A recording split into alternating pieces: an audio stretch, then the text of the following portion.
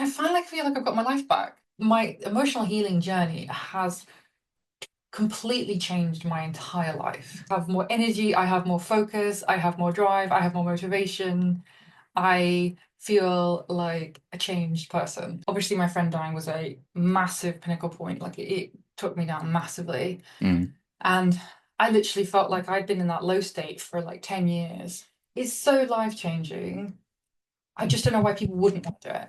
mm. But I think there's so much misinformation out there. Why we stop ourselves from healing, I think it's quite important to sort of understand that. Or there's a disbelief. I think there's a lot to do with beliefs and disbeliefs. It maybe to you seems too good to be true. We're not processing our grief and our emotional losses. But I would do it again. I feel fantastic. Mm. I'm Pip, and this is Tim, and we're going to talk to you about emotional healing from grief and loss.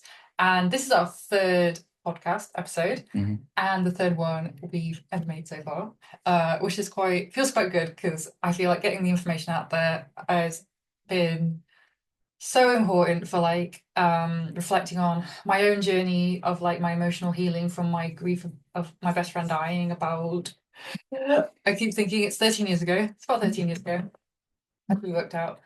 And I think I really kind of want to share, before I sort of talk about what topic we're going to talk about, um, I kind of really want to dig into the fact that like how much this healing process has helped me. Like I mean, and I'm going to ask Tim what he thinks as well, because my emotional healing journey has completely changed my entire life. I have more energy, I have more focus, I have more drive, I have more motivation. I feel like a changed person. And I just want to reflect on that because I think I don't know how to even describe what it's like until you get, until you sort of experience it and get there. Um, Maybe it's even hard to even think that it's possible. And all these things. What's your thoughts on like the changes, like literally from your perspective of how I have been through this, even only the last few months in a major way. Yeah, what are your thoughts? I guess the way you've been has changed in a positive outcome, positive way. You see the glass more half full than half empty in a way, I guess. Nice way of putting it. Yeah, it's really hard to describe, and it sounds completely bogus, and it sounds like I could just be like selling a fad, and it's so hard to sort of um I mean, I've been outside gardening for the last 2.5 weeks. 2.5 weeks, and it's been amazing. I haven't had this much energy, I don't think, since I think I likened to it when I was about 16 or younger, when I was always love to be really creative all the time. And I'd sit on my bedroom floor and sometimes do all-nighters when I had an art project at school. And I'd just be making stuff all the time. And I've been revamping everything. I don't know if you noticed like this table. This was our dining table, which was originally over there. And I decided, I was like, I'm just gonna be re inspired to just change it and do something about it. So and I wanted it to be unique. So for want of a better word, splash paint all over it. But I really like it, and now and I decided to use it as my desk instead. And I bought a bunch of mirrors, and I wanted to make our place look a bit nicer and kind of more unique and more like just House of Mirrors. so mirrors. Yeah, I did buy quite a lot of mirrors. Um, and I've done it. I honestly, this earmarks back to like literally the last time I feel like I could remember actually being well. And honestly, that feels probably around the age of 15, 16, something like that. Mm. For my friend died when I was about 20, but like I think like the because of grief and loss and losses, it gets when it starts to affect us, it doesn't necessarily have to be like a person we've lost. It can be lots of little things. And I think being a teenager and all sorts of things was really hard for me. And I think, and then the prospect of going to uni, and I was having difficulty at school and things like this. And I think my sort of world started to fall apart around that time. And Mm. so I can kind of reflect on the fact that like, um, I just went on a really, really, really hard journey from around that age. And obviously my friend dying was a massive pinnacle point. Like it took me down massively. Mm. And I literally felt like I'd been in that low state for like 10 years after that. Um, and I finally feel like I've got my life back. Mm. Yeah. And like how you're not as happy as me about this. No, you have got. I'm listening. You have got your life back. I'm You're, just taking it all in. you're just unhappy because I'm so hyped for all the time. No, I wouldn't say that. Oh dear. Honestly, I think yeah, it's I wouldn't say like again, I still think I've got like healing work to do, and I think I'm still using my daily technique when anything comes up for me. Um but the results are just phenomenal. And I think this is really what I want to talk about. In some ways, is like um essentially the fear of people getting the healing and help and help that they need. And I think there's a number of reasons why this happens. Um so I, I'd reflect on it being, yeah, sort of like the fear of healing almost. Um, The fear of going through the process. yeah, maybe the fear of going through the process, the fear of going through an unknown process. Lots of people are very fearful of the unknown. Mm. Um, and also, if you're in a really bad place because you've just lost someone so close to you, it could be the last thing you're thinking about. Like you don't want to heal, you don't want to face those things. You are already in a bad place. You don't want to be like facing that thing, and you don't want to face all the other things that may have already also upset you. So I think this episode is kind of more about the awareness of why we stop ourselves from healing. I think it's quite important to sort of understand that because I think uh, if someone had told me this is how I was going to feel, I think I would have just laughed at them at some point. I would have, well, maybe. I mean, actually, I've been ever since I learned more about this stuff over the years, and I found out like a lot of my symptoms were trauma based or Mm. linked to my nervous system, things like this, and I started to be able to and find more stuff that I could pull together that has helped me, and finally like happened upon the methods that I keep talking about, and then and the course that I've made and the work I do one on one and stuff like that. I it's oh, I've lost my train of thought. um yeah, I just find it's so life changing. I just don't know why people wouldn't want to do it. Mm. But I think there's so much misinformation out there, or there's so many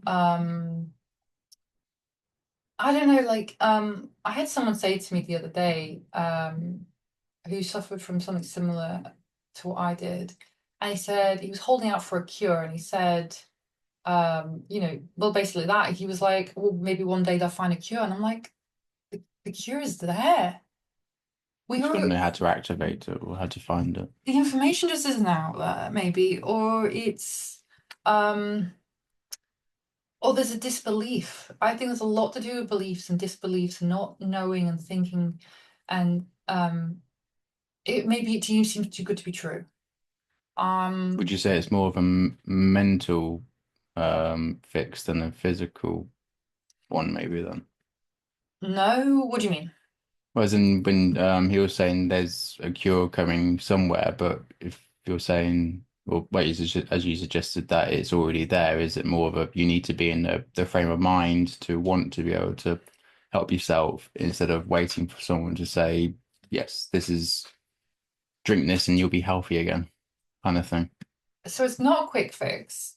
Definitely not like an overnight thing. It's definitely a lot quicker than a lot of things I've tried, and I've tried a lot of things. I've spent, I didn't just sit on my butt for like 10 years and um, just grieve. Mm, As I have said before in other podcasts, it's like I had counseling, I had all sorts of things. yeah. I eventually turned to changing my diet and um exercise and all sorts of things.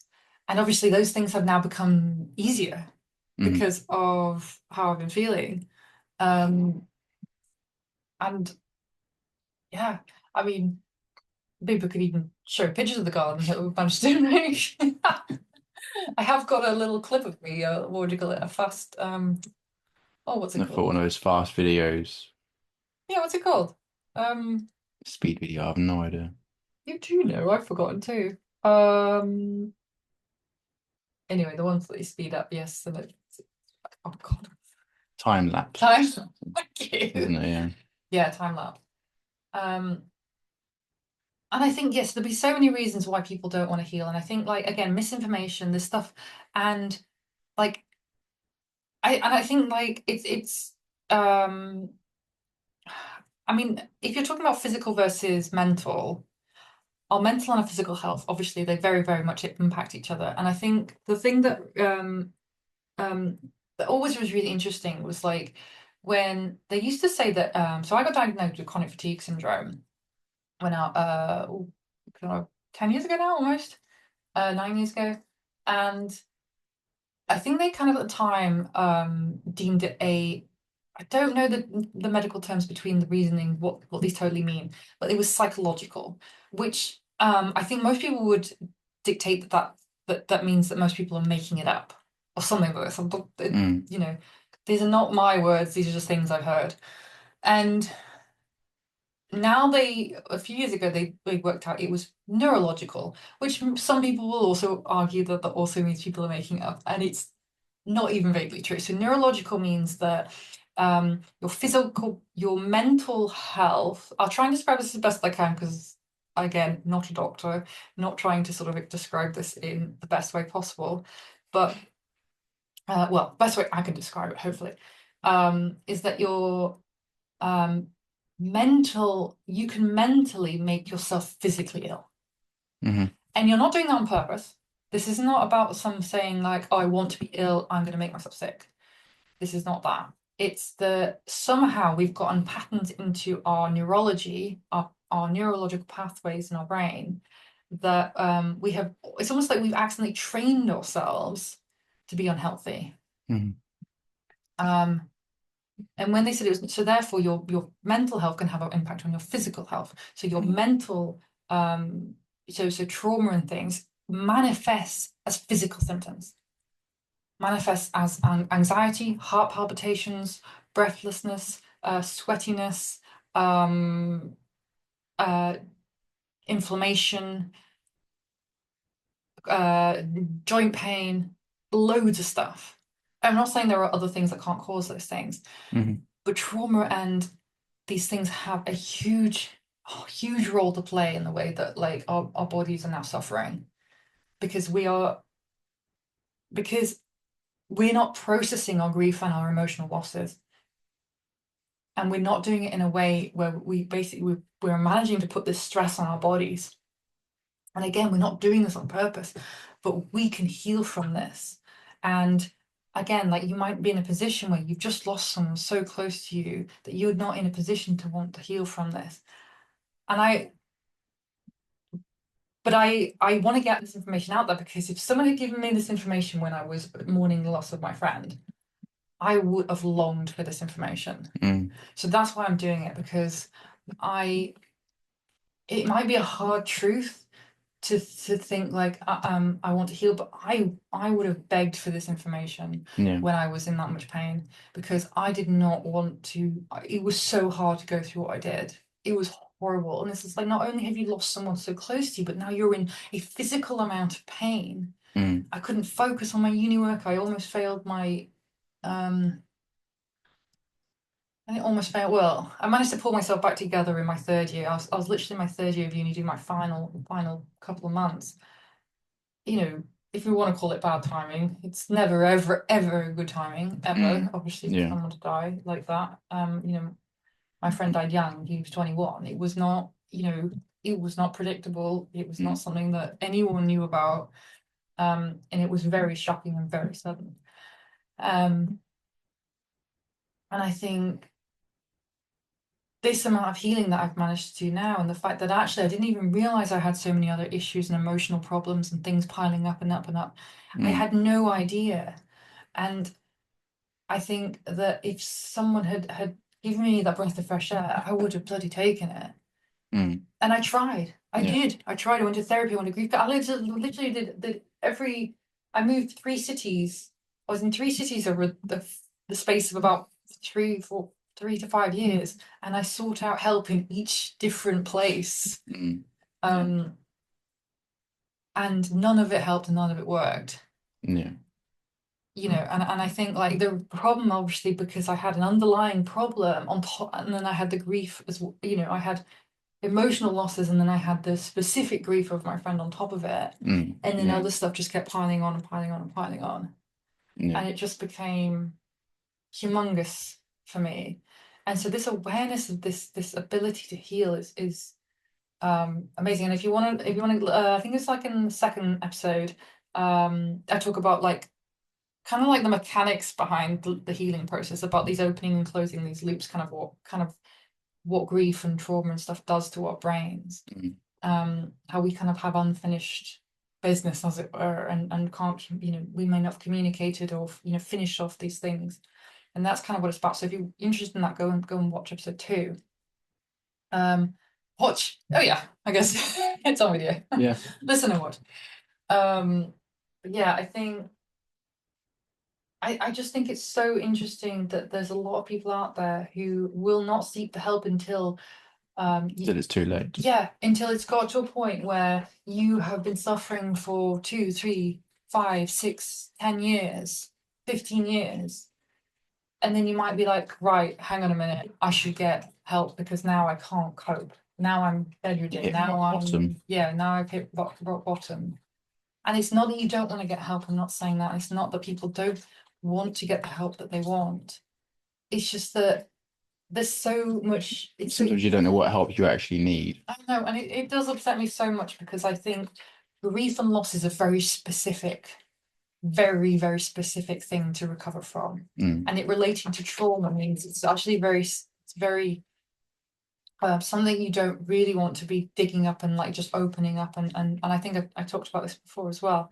It's like you don't just want to be opening up and talking about it and talking about it and not closing off the loops, not closing off yeah. the points, because and talking about things is great. If you don't talk about stuff and you've never talked about stuff, talking about stuff starts to process things for you, and you're able to find closure in that, then that's fantastic.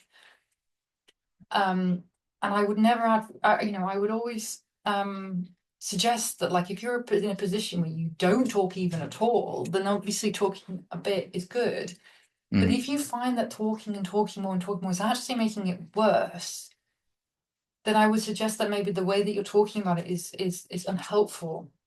mm, And therefore it might be, so this method is about talking about it in a constructive way where we close off those gaps, and we finish and we move past it. yeah. And I was going to say the other reason why this is so important is because grief and loss, trauma, and all these things put our brain into a state of fear and a state of put us into our fight or flight responses. So if we're constantly in those fight responses, again, this is why we end up being shut down. This is why we end up with chronic fatigue syndrome. This is why we end up with potentially ADHD or autism or countless other diagnoses that people that they keep labeling people as, that are all actually linked to like this cause of trauma. And the fact that no one, there's a lot of people obviously unable to process a lot of these things Hmm. that they're going through. And I think because the world is my theory is that the world's getting so complex. Modern life is very, very stressful, and you're piling more stress on, you're piling more events on that are stressful.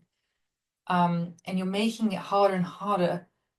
Imagine like we used to live in little towns with not a lot to do. We didn't travel, we didn't have TV, we didn't have phones. And now we have so much input, so much input. It's now so much harder to process stuff. Mm, And we're just being bombarded constantly from left, right, and thumbs up. yeah. We're being bombarded from all directions. that we are unable, normally most neurodivergent people, if we want to talk about that, like they would be able to process it because they'd be able to go, they would have more time, they would have less stress. Now we have chronic, with large amounts of stress. Mm, We've got money problems, we've got housing issues, we've got work problems, we've got lack of socialization, mm, maybe not exercising, too much alcohol, too much processed food, all sorts of things that are causing this kind of knock-on effect of stress, on top of this, also this inability to have processed all the other stress. yeah. I think it's just created this massive knock-on effect of no one being, a lot of people not able to function the way that they maybe should do. Um, and I think like that, but otherwise we would have done. And I think, they say we have a health crisis, and I completely agree with that. Yeah. From what I see, everyone seems to have an ailment, seems to have a sore this, a sore that, a headache. People, I just hear all sorts of things. People getting sick all the time. Mm, You know, the, you know, and I tried healthy eating, I tried cutting exercise, and I tried all these things. And I'm not saying these things aren't good, these are fantastic things. Healthy eating, processed foods are really bad for you. All sorts of really? reasons. Never knew that. That's a different topic conversation altogether. Um,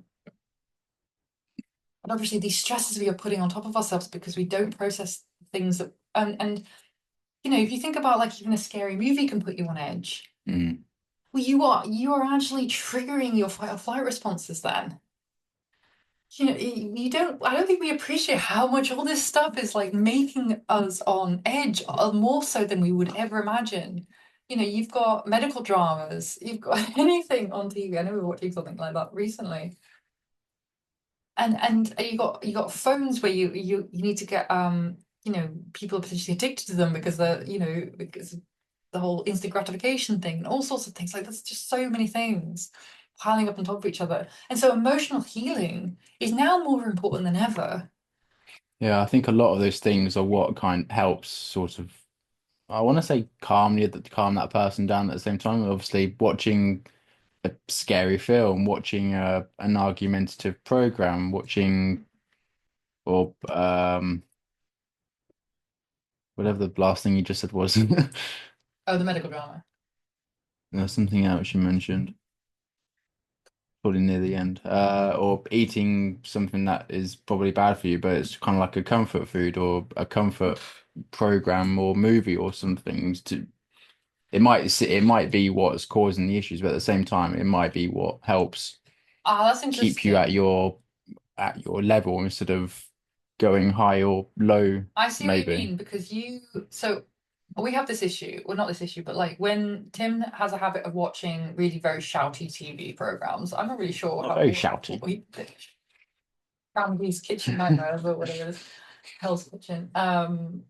I come in, I can't stand it. I think, and I can more stomach some of it now. I think because I've done the healing, but I think it's probably because it's triggered me, and so I think you maybe have not got traumas and things linked to it that Mm. are shouty stuff triggering you. Um, yeah, I don't know why you like shouty shouty. It is very. I just grew up watching him and I just found it fascinating. So I just like the Okay, program. so that's a familiarity. The same way I like heavy rock music sometimes, And and actually I find that soothing. I don't find that soothing, but I find watching a scary movie soothing or a horror film or something as Yeah, whereas I different to have that. like I have triggers again to those sorts of things. So like they trigger sort of very, negative things in me, whereas you might not have had those. And so Mm. and especially maybe because potentially because I might be more sensitive than you. And when I say sensitive, I mean my nervous system is more sensitive. So it's more sensitive to being triggered by outside stimuli, for example, and upset and stuff like this. So you can see this in very young kids with ADHD and autism, especially autism, where they're very sensitive to their surroundings, and obviously adults as well, Mm. very much like with kids, and they're very very sensitive to everything. And I sometimes feel like that myself, and so I think maybe there is a difference in sensitivity with those sorts of things. And there's some very deep scientific understanding of why there's a difference between you and me, and potentially our very young upbringing. Um, but again, I can't change my past. I can't go back to when I was 3 years old and change that. Mm. And I think this is again why, so if you do happen to be more sensitive and you have, more sensitive to shouting, noises, lighting, everything, again, this healing is so important because again, you're more prone to these stresses, these what I would say I call minor stresses, that like if you have something like grief or you move house, not the same thing, but let's say, you move, like for me, moving house was a huge thing, as I sort of said before. When grief hits you, it can hit hard, Mm. really hard, because you're potentially more sensitive. And not saying that our grief is any less or more important, um, at all. It depends how you process it. It just might be a case that if you're more sensitive, then this healing might be just be even more important for you to be able to just go about life in a kind of more holistic way. That Mm. like you might be able to deal with it in a way that is okay for you, but for me, I can't watch this, I can't do that. I have to avoid. I was having to avoid stuff. Whereas now, I feel like I'm actually starting to able to be exposed to those things more now and not be triggered, um, not be so sensitive to it. Although Mm. if I notice myself being sensitive to it, I now have a method to deal with that Yeah. and um, and move away from those essentially it's a way of kind of calming your nervous system and sort of basically saying, switching off that bit in your brain that's on high alert and saying, it's okay, we don't need to be on high alert. Mm. And there are so many ways of doing this. There's so many people who talk about online or whoever who do amazing healing work for these sorts of things. And again, about turning off your nervous system. And this is for me the one I talk about is one of the most amazing ones I've actually experienced. And because not only it felt like the pieces have all fallen together and the stuff I've learned within the last 2 years, but more potentially in the last year to 6 months, has been so life-changing, because I also get to do the work myself. I also get to do it on a daily basis. I don't need someone else to help me. Mm. Sometimes people might need help from others, maybe, but I found a way of that people can actually do it in a way that actually doesn't not necessarily needing the help of others. You don't need a healthcare practitioner to like, Mm. once you kind of know the method, you can do it yourself. And I think that for me was so important because being able to do it little by little on a regular basis when I needed it is the thing that Mm. has changed my life. Mm. Whereas waiting for that weekly meeting with someone and then doing something that felt rushed within Yeah. an hour or two, for me just doesn't fit with, might work for some people, not saying it doesn't. But like for me, it just felt like sometimes it's actually better when it comes up for you and you can do it in a more natural way, in a time that's more fitting with like how you're feeling about things. I guess the downside of it in some ways is like, the motivation, the need and want to do it. But I think sometimes that's because you don't know the results and you don't know what the benefits or what's going to come out the other side. Mm. And I must say that the results are phenomenal. I think in the last episode, or the one before, I talked about feeling 70% better Mm. from literally zero. I felt 70%. I probably feel about 90, That's really good. and that's been what, a couple of weeks. Mm. Just 2.5 or just over two, I mean, I would almost just 3 say weeks. 100, but I'm not. I would say I've got room to grow. I always would love to say I've got room to grow. Um, but yeah, I don't think many people would probably say they're 100 because there's always going to be something that might be holding it slightly back or down, maybe. yeah, but I mean, I think when I get to 100, maybe I'll be able to say I feel 100. I Mm. feel 100. Maybe I'll even be above 100. I can't wait for that. But no, I'm genuinely surprised at how amazing I feel. Mm.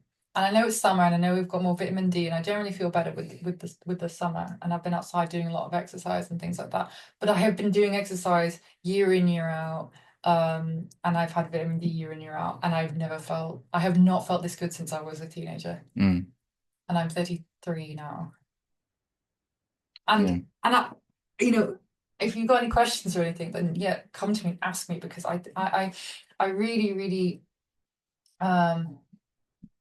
I just think it's phenomenal. I think it's amazing. Mm. And I think I could have, like I think I said before in the other episodes, or one of them, like I genuinely could have probably described myself as both ADHD and autistic, to a degree on some levels, and a number of people have told me or asked me if I am either of those. And I was diagnosed with chronic fatigue syndrome. And as far as I'm concerned, as far as I've heard in the medical information I've heard, they are all linked to trauma. Mm. Yeah. And Tim's just dropped his rig on the floor. Hold on. It's fine. The Um, dog will find it. a dog, yes. Actually, do pick it Mm. next door. Where's it gone? I think it was under your foot. Um, yeah, and I just like it's absolutely crazy, and I think like I don't know how else I can sort of show it. I mean, I just literally like the amount of things I've changed in here. Like Tim went away up to America for 2 weeks to see his family, Two and a and half. I changed everything with in this place. Um, I've just been so creative. I've just felt so much so driven and so inspired to just do um so much stuff. And we've made really good progress with my dog's training as well. The amount of heavy lifting and stuff I've done, I literally would not be able. I'd probably do a day of that. I've done a day of that and then been not do it for a week. Whereas I've been able to do long bits of stuff normally for like it just sounds so bizarre maybe Mm. to most people, but I've been able to do and focus on a task and actually know when I need to take a break, know when I need to be fed and watered, not push myself. I know it sounds really bizarre, but like people with ADHD would, like, you talk about hyper focus, you talk about like they do something until they forget to eat or drink, or they wouldn't know when to take a break, because it's Mm. like I'm not having any of those issues. Like we've had a long day. I've been out in the sun all day today. Yeah. It's Easter Sunday, right now. I've been out there. Actually, I was out there on Friday. We went out yesterday, and then today I've been out there all day. Um, and now I'm doing this episode, and it's just like before I would be exhausted, and we're sitting around the dinner table. I'm like the fittest person there. I was looking after the house and the dog. um, yeah, for the record, me and my mum are doing the garden, not Tim. Um, and I just think it's so like I can't even, and I've been doing my Amdram group, and I'm stage managing this play at the moment. And Mm. again, I've just been like, yeah, I can talk to people, organize stuff, and it's taken time to get to this point. I'm not saying this hasn't taken time, but I think the main part of my recovery started around January, December, January. Hmm. So we're up to April. So December, January, February, March, April. So it's been about 5 months, and I've dealt with a lot of stuff. Hmm. And I think I just don't like it's not always been easy, absolutely. And I think again, it might be a reason why people don't want to deal with their grief and their loss, because they don't want to go through any of the pain of getting there. But I would do it again. I feel fantastic. Mm. And I think that's the point. Like if you're skeptical about where you're supposed to get to, the pain of going through the process you won't want to get to the end. Mm. Um, but honestly, actually, the process has been incredibly cathartic or therapeutic for me. It's allowed me to release and get and open up about stuff I sometimes didn't even remember about immediately, and then sort of it came to me as something I realized I had not dealt with. Um, and over time it's released me of that hold on me. It's just been like a heavy demon, I want to better word. There's just been like just flattening me like this, that's just been holding me back for years. Yeah. Literally too many years. And I think this I I can keep going on about it, and I will go on about it more in a later podcast because it's amazing. Um, but yeah, so I think what else can we say, like why people wouldn't want to get help?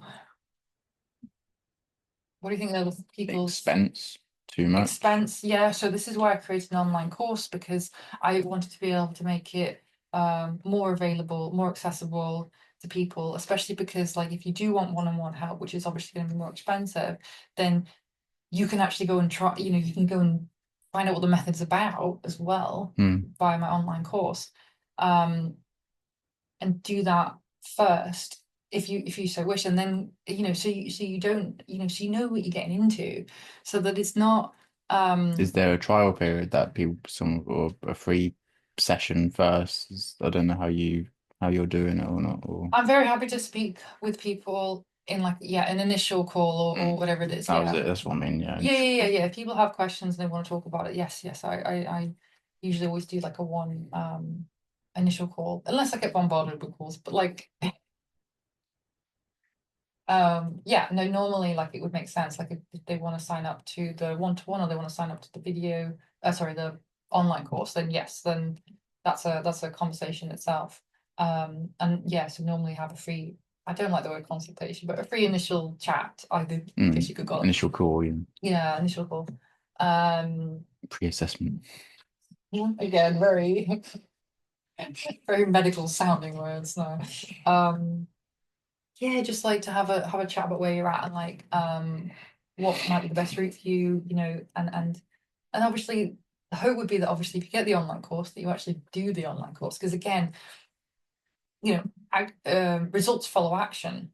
Mm. If you just buy the online course and don't use it, you're not getting any results, and that's a given. And maybe that's why I think the one-on-one stuff, might be more helpful for people, because it's helpful being guided through something. And I think that's why I want to still offer that, Mm. because I think that's very important to certain people, and people who can afford that service, then or see the value in it at least, will pay for that. But I think, again, yeah, I just think it's so important to get this information out there. Again, like I said, like why I created an online course, and the course has everything in it. Like it has everything. I haven't excluded anything in it to sort of say like, oh, well, you have to upgrade to have this. No, it's got everything in it. The one-on-one stuff is if you want a personal touch, or you Mm. want to talk about it um in a more specific level, want self-guide, want guidance, and you want someone else to help you. There's all sorts of information there. What else might people um stop them from wanting to heal, do you think? Um, I guess the fear of it not working if they try a method, if they pay X amount for a course and but it's not they don't get the outcome that they thought they were going to get, then there's a fear of maybe spending too much money for something that isn't going to work, or they might think far ahead and think it's not going to work, so they're not going to do it. Yeah. So again, Preempting it yeah, failing. that makes sense. So again, this is why again I want to sort of promote the fact that like how much my life has changed, and if you want to ask me any questions about how things are going, or how things have changed, again, you're just taking our word for it. So it's, but I mean, so maybe at some point I'll get some, maybe on Instagram I'll try and get some photograph of the garden out there. Um, Actually, I could post that little video thing, couldn't I? Mm. That I did. Um, and then again, this is why I did the course. This is why I did the online recorded course, so you could see all the content, you could see that it's there, you could see that, and then you can actually start to practice it and put it into action, Mm. and see for yourself how it can how it can benefit you. Maybe not doing the whole process, obviously, doing more and more and more stuff, more healing work, the better and better and better you'll feel. Um, and again, so yes, that's why I wanted to make it. So yes, so you did feel like you were going to spend loads of money on something, or you were worried about it because you don't know whether to choose this method or this method or this method. Then again, this is why again I've made the podcast so I can talk about it. Um, and um, and why I made the online course was more accessible. So you're not spending, so you can spend less money and gain the information, and then you can decide if you wanted to spend more money on the one-to-one. Mm. Yeah. Anything else?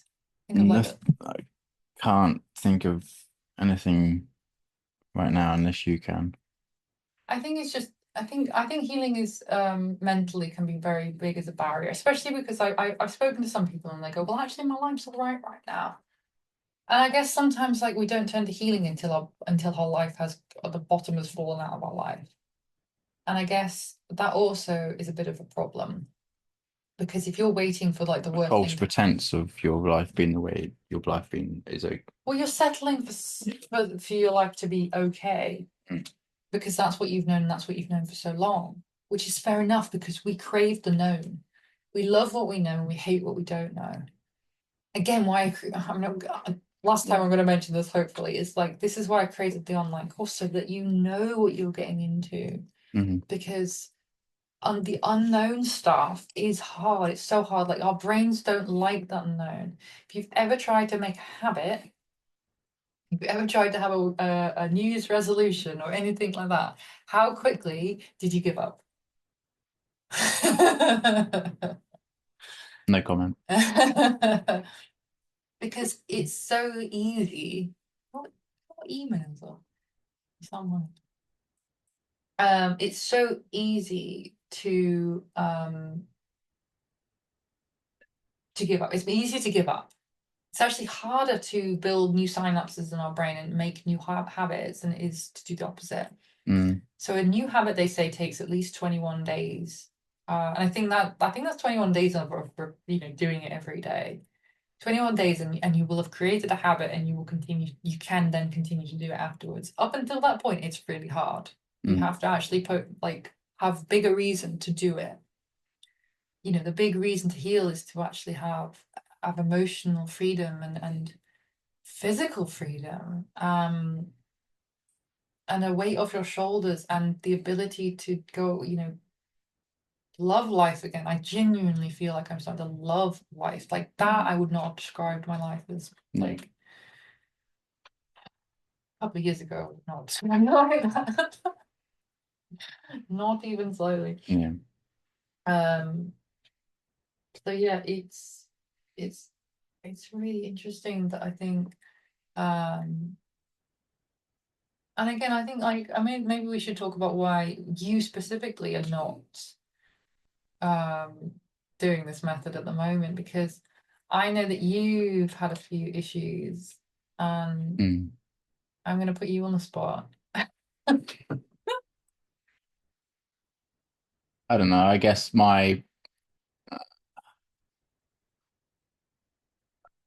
I guess I've not felt that because I think I've tried to do one or a couple of the processes, but Mm. my mindset hasn't been fully there. So I guess I tried to push myself to do it, which it hasn't exactly uh fulfilled its requirement in a way.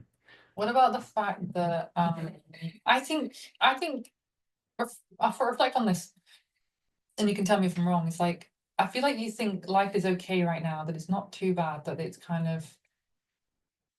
it's not worth doing. I think I've had a mindset for far too long to be comfortable the way I'm doing things. Then if I try and change, if I think I need to do something different, I'll try and do that one thing different, but it's not going to do it until I'm fully ready. But it's it's trying to be in that particular mindset. It's I've just been so used to doing the same thing for too long, or trying to change something is a lot harder than it seems. Yeah, it can be. And I think, I mean, reflecting on how I'm feeling right now, how much would you give to change and be how I've been feeling? Oh, I'd give a lot. I'll pay a, a good amount of, I'd pay a lot of money to be able to do something to help me feel more free and less trapped with everything. But because I've been used to it for too long, that it's hard to get out of how I'm feeling. How do we think we would get you out of how you're feeling then in order to be able to do? Yeah, I'm really on the spot now, aren't I? You are, you I don't know. I just need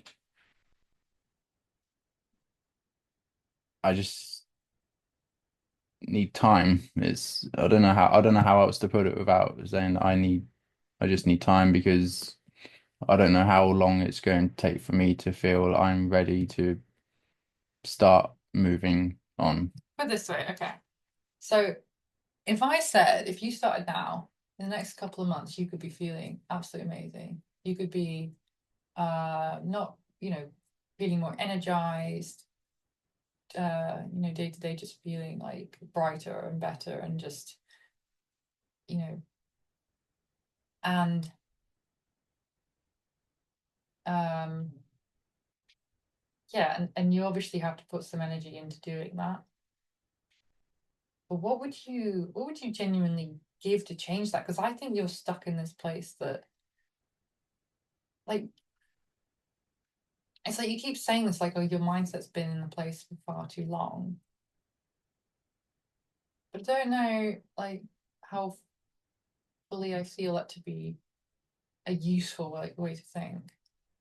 What why would you want to stay where you are? Because it's my comfort zone. What are you giving up? What are you not having because you're not trying to heal? Full on happiness. I don't know. And what would you choose? Would you choose Well, I choose the full on happiness. It's just, yeah, I don't know. It's hard to how to put it. I know what I'm thinking. go on try? No. I know something needs to be done. I'm, I guess I'm scared mostly Mm, out of everything. So this is more, I'm used to the way I am at the moment, and I'm comforted by how I do things and how I deal with things as to feeling scared of, that was one thing I was saying earlier. People are scared of the outcome or it not being the outcome that they wanted, or it might be different, and then it kind of stops them wanting it. okay. Can we talk about that? Yes. What are you specifically scared about? I don't know. That's the thing. You're scared I about don't know I don't know what what I'm you said. So are you scared of the outcome? Are you scared of feeling better? Are you scared of not getting those results? Are you scared of doing the process? What about it is scary? well, the process probably seems scary, and Why does the process seem scary, Stella? because it's not something I'm used to. It's not my It's not something like you have to, you will do the process for a few months and then in a more concentrated way, let's say, or you can go at your own pace. Um, and the more you do, the easier it gets as well. I would probably describe it like that. Um, at least this is from my own experience. Obviously, people will experience it slightly differently. But I guess you won't know until you do it, I guess. And then yeah, so scared of yes, what else about the process scares you?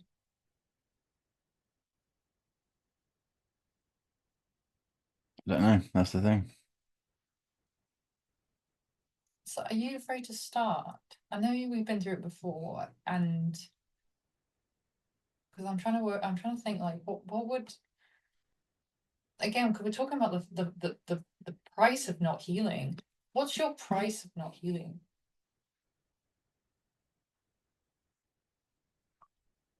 I have no idea. I don't know. That's the thing. I know it's been discussed multiple times, and I think there have been times when I've thought about doing it, but then I think secretly in my head I back out of it. I don't know. It's I guess the commitment of trying to stick to it, that's what I'm afraid of because I can't I find things that I don't I want to say get excited by, I don't stick to and I don't Well, continue. exactly. But this is why you need to see and understand the result.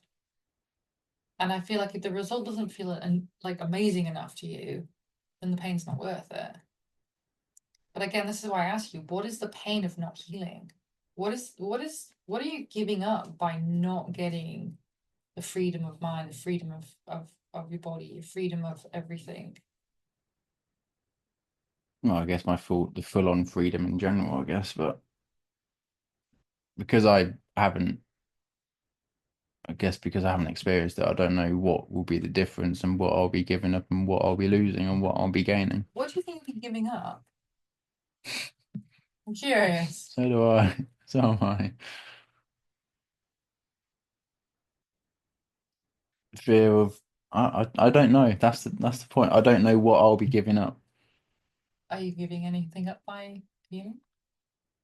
I'll give up my feeling scaredness maybe or my um emotional causes from the past. Yeah, so you might. Okay, that sounds interesting. So I think like so you're reflecting on the fact that you feel differently and you're afraid of how that different will feel. Maybe. I mean, as far as I'm concerned, all that I reflect on is I feel more like myself. I feel more like how I feel like I should feel, if that makes sense. Like I said, I reflect on feeling like this, being more how I felt when I was a young teenager, more energy, more creativity, more focus, more things I had. For the first time, I think I felt like I've had in most of my adult life, Mm, which I find really fascinating because I mean, yes, I completely understand that. Like when I felt like about doing healing work, or I've had glimpses of different ways of feeling, I thought, God, is this how I'm going to feel for the rest of my life? But obviously, that was still in a negative space. Whereas now, I think this is why I think this is so amazing because I realized like this makes me recognize the feeling I had when I was inspired, when I was motivated, when I was at my best, at my, feeling the most genuine I've ever felt, being creative, being able to just do whatever. Um, yeah, I think this is an interesting conversation. I think we might discuss this further, but I think as far as this podcast episode is concerned, mm. we might end it there. But I think healing is so important because I think like we can see so many reasons why we might fear change, fear healing, fear this, and again, I think that might be another reason why people might not understand like which approach to take. And I'm just hoping that I'm living evidence as we go through this of these amazing changes that can happen. You have changed in the last for a short amount of time. You have changed more positively in the last few months, I'd say. But it's I guess, like you said earlier, it's not going to be the same for everyone. Um, I mean, for me, I prefer having in-depth conversations with some family or you, for example, is sometimes a lot easier for me to try and deal with things than it is to maybe go through a full-on process. But then Well, this is that's why I broke this how process. I've sort of felt deal with it, still deal with it, maybe.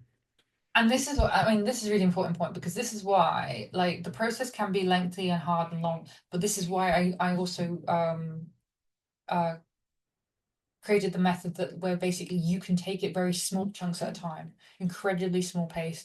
Because I think for the people who are very traumatized and things like this, that is really important to like not just jump in the deep end Mm. and start re-traumatizing yourself all the time. Really important. And I think maybe this is where you've hit this mark, is actually we did take it to the deep end maybe too soon. And actually what you should have done is take it one step at a time.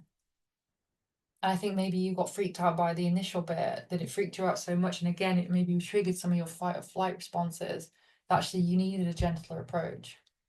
Mm. And I think maybe that's what's happening at the moment. That's a really interesting thing to reflect on. Because I think it's so easy to like be triggered and re-traumatized, and obviously you do something that scares you and you don't want to go back to it. That makes sense. Mm. I can see why you wouldn't want to sort of try it again. And I think this is why this self-paced version, again, so this is why I think like trying to like force people into this is just never going to work, because you do need to have a gentle approach and obviously sort of take the baby steps that that you can, that means that actually, yes, I can do a little bit at a time. I can just sort of deal with that, and I can just close that off little by very little. Mm. Um, and that's the method I've been using, because actually, yes, I couldn't do the full process because again, it was too triggering. It was too much. I Mm. actually had to break it down enormously. So maybe that's something we'll talk about, because actually, again, we'll talk it through again, because I think it's so important to just don't, take a big chunk off before you can deal with it, because again, yeah, it is tricky to sort of deal with trauma, and you know again, I think again, when if you're in a place where like you're grieving a lot, again, that might be hard to go in the deep and just be able Yeah. to do it all at once, Mm. and actually maybe chunking it down and dealing with the stuff that's come up for you little by little might genuinely be Mm. really a much better place to start. I think we have talked about this, I think. But yeah, I think me and you will go and discuss this further, because I think I didn't really appreciate, again, it's been a while since we talked about it, but maybe that's what happened. Mhm. Yeah. Okay. Yeah. So I think So I think different paces for healing is amazingly important. Healing is amazingly important as well. And again, choosing a method that works for you again is so important, which is why I think this method works really well. But I think like if you want to learn about the method and buy the online course and learn about it, then that's a really good place to start. Yes, and then you can assess whether it's for you or not, because I just want to be very open and blatant and out there. I don't want to say like this method's absolutely for everybody and just sort of say like it'll fix you and everything 100% guaranteed. Yeah. I still think like it's an amazing method. It's changed my life. It's genuinely changed my life. But also I don't want to sort of do a one-on-one session, charge people loads of money for it, and then walk away with nothing. Like I want to help people. I genuinely want to help people. I genuinely want people to know and see if this method is for them, and understand if it's something that resonates with you. Because I think it's important that it's sort of something that, Mm. that resonates with you, so that you want to do it, and you can see the benefits, and you can see and all these sorts of things. And I just think that's so important. I know I'm not trying to convince and what do you call it, twist anyone's arm or anything into like using this method. I just think it's such a powerful method for actually getting the things you know dealt with that you otherwise have been struggling with.